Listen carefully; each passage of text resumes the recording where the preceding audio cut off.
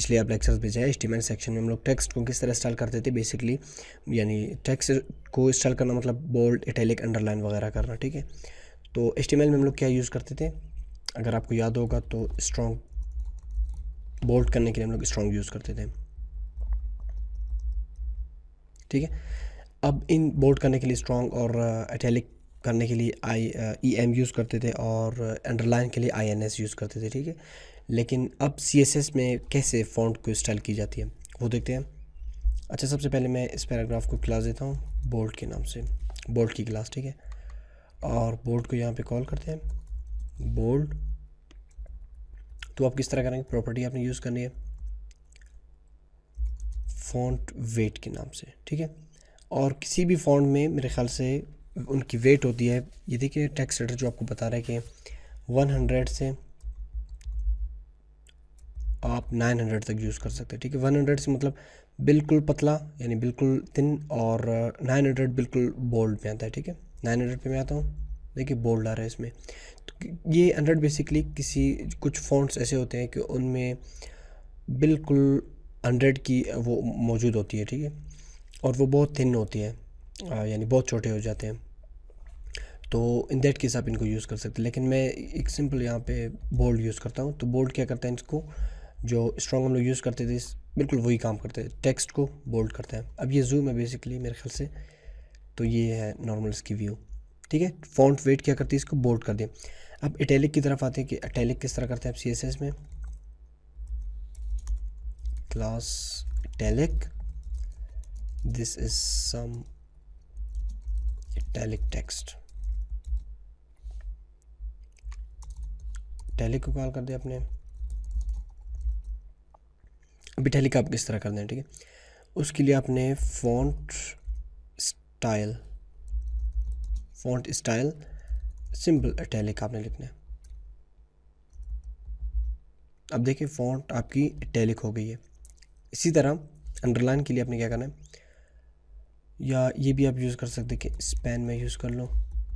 ये basically span in line element block वो है, टैग है, एलिमेंट है।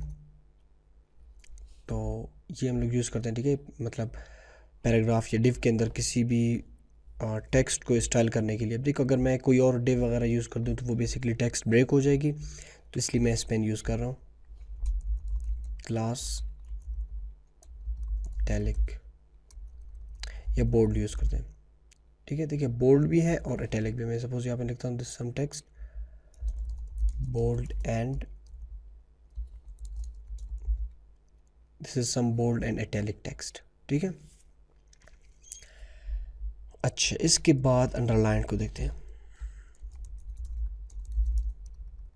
या मैं एक पैराग्राफ लिखता हूँ this is some underline text, ठीक है।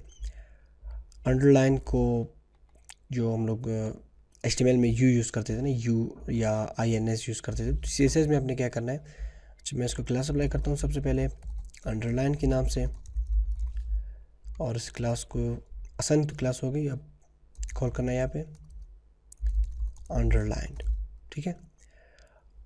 तो क्या प्रॉपर्टी आप यूज़ करना है अंडरलाइन करने के लिए, टेक्स्ट को टेक्स्ट डैश डेकोरेशन। अब मुख्तलिफ देखो वैल्यूज़ आप यूज़ कर सकते हैं, लाइन थ्रू या ओवरलाइन, तो मैं यूज़ करता हूँ अंडरलाइन। अब ये क्या करते हैं, बेसिकली टेक्स्ट को अंडरलाइन कर रहे हैं, ठीक है।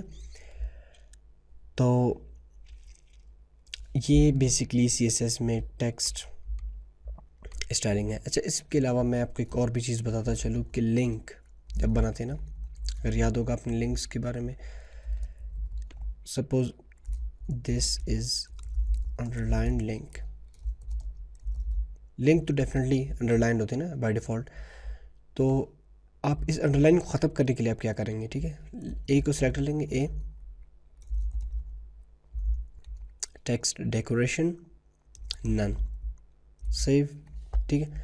अब इसकी डेकोरेशन चलेगी, बिल्कुल सिंपल वो आ रहा है, ठीक है।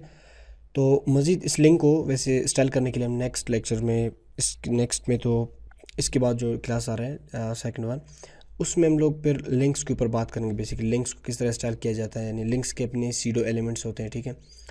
सीडो एलिमेंट्स के ज़रिए लिंक्स को स्टाइल करेंगे, और ये बेसिकली फ़ॉन्ट में फिर कहते हैं स्टाइलिंग टेक्स्ट थी, टेक्स्ट को किस तरह स्टाइल करते हैं, बोल्ड, इटैलिक, अंडरलाइन, और लिंक से भी हम लोगों ने अंडरलाइन को ख़त्म कर लें।